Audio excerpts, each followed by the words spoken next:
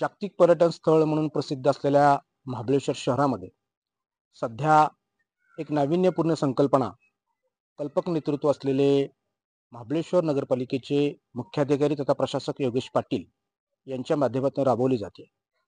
संवेदनशील महाबळेश्वरचं पर्यावरण किती सुरक्षित आहे हे पर्यटकांना याची साक्ष व्हावी म्हणून शहरामध्ये ठिकठिकाणी डिजिटल बॅनर उभारलेले आहेत.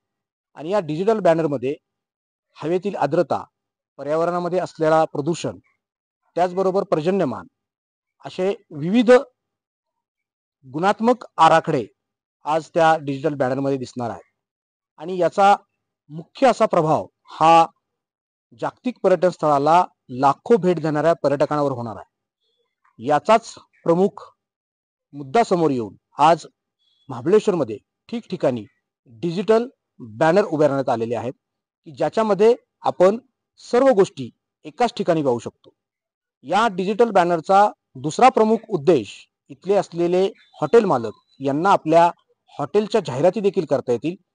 पर्यटकांना या हॉटेलचा शोध घेण्यासाठी आता कुठलीही त्रास होणार नाही याचा देखील इथं दक्षता घेण्यात आलेली आहे.